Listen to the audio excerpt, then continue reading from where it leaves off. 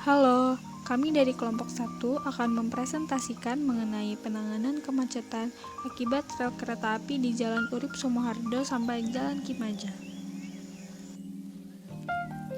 Anggota kelompok kami diantaranya Revasari Puspita Basrum, Amanda Apsarini Widyadari, Nadia Istiqomah, Nurul Mutmainah, Radot Andriko, Indah Cahaya, Rohani Magdalena, Nadine Trisintia Barusinaga, M.E. Kariswandi, dan Lydia Dinasari.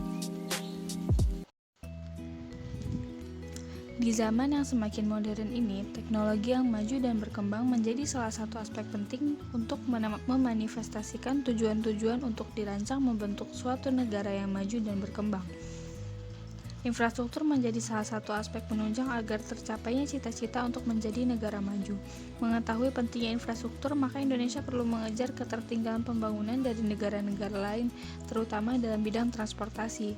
Transportasi secara umum diartikan sebagai perpindahan manusia atau barang dari suatu tempat ke tempat lainnya, menggunakan berbagai jenis kendaraan.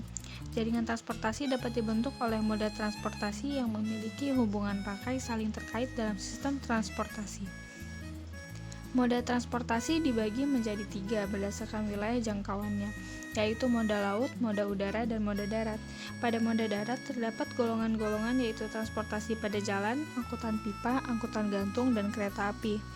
Kereta api merupakan moda yang digunakan pada koridor dengan kuantitas yang besar dan saling berhubungan ditarik sepanjang jalur kereta atau biasa disebut rel. Keberadaan infrastruktur rel, kereta api, dan infrastruktur jalan cenderung bersifat tumpang tindih, sehingga penggunaannya harus dilakukan secara bergantian pada waktu-waktu tertentu. Kondisi ini berdampak pada terhambatnya mobilitas publik atau kemacetan, polusi udara, polusi suara, hingga meningkatkan resiko terjadinya kecelakaan. Permasalahan ini perlu ditindaklanjuti dengan cepat dan tegas karena infrastruktur jalan yang berada di dekat rel kereta api Jalan Urip Sumoharjo merupakan jalur utama yang dilalui masyarakat. Berdasarkan permasalahan tersebut, maka perlu dilaksanakan berbagai tindakan untuk menyelesaikan permasalahan terkait kemacetan di sekitar rel kereta api Jalan Urip Sumoharjo hingga Jalan Kimaja.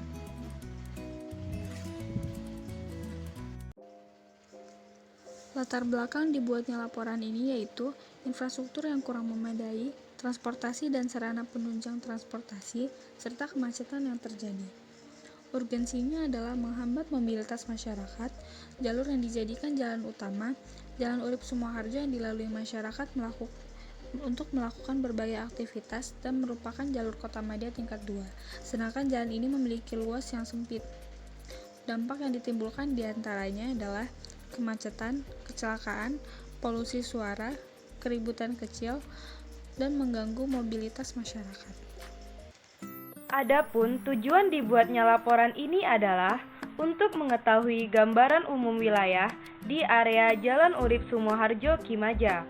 Analisis gambaran umum tersebut dapat digunakan sebagai landasan teori untuk mencari tindakan yang tepat guna mengatasi permasalahan tersebut. Setelah informasi yang diperoleh cukup, maka diperlukan sebuah rancangan kegiatan serta metode yang tepat sebagai tindak lanjut dari proses perencanaan. Yang terakhir, yaitu mengetahui konsep kegiatan atau rencana kegiatan yang dibuat sedemikian rupa, sehingga dapat memberikan gambaran yang tepat tentang bagaimana suatu survei berlangsung. Analisis data dibuat dalam bentuk tabel untuk memudahkan pemahaman. Selanjutnya adalah keadaan ideal. Keadaan ideal merupakan suatu kondisi yang diekspektasikan terjadi pada suatu wilayah. Proses perencanaan dilakukan untuk menghilangkan atau setidaknya meminimalkan terjadinya gap antara realita dengan ekspektasi tersebut. Pada kasus kemacetan di Jalan Urip Sumoharjo sampai Jalan Kimaja, terdapat 3 keadaan ideal yang hendak dicapai, yaitu mobilitas yang lancar, hilangnya angka kecelakaan, serta udara bersih tanpa polusi. Yang selanjutnya yaitu tabel kebutuhan data. Tabel kebutuhan data mencakup nama data, manfaat atau tujuan, unit data, jenis atau bentuk data, tahun data, sumber data, dan cara pengumpulan data. Data yang pertama yaitu intensitas. Tujuannya untuk mengetahui seberapa sering terjadinya kemacetan.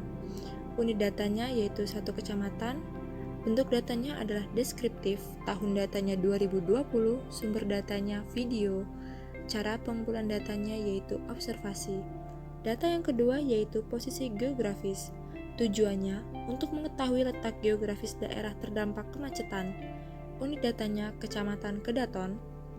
Bentuk datanya yaitu deskripsi peta, tahun datanya 2020, sumber datanya internet, dan cara pengumpulan data yaitu tinjauan literatur. Selanjutnya adalah dampak. Manfaat atau tujuannya yaitu untuk mengetahui dampak kemacetan bagi masyarakat. Unit datanya satu kecamatan. Jenis datanya deskriptif, tahun data 2020, sumber datanya yaitu masyarakat, dan cara pengumpulan datanya yaitu wawancara.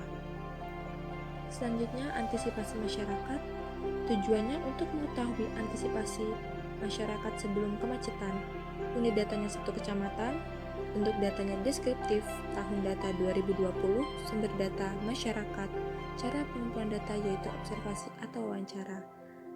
Sekian presentasi yang dapat kami sampaikan. Terima kasih.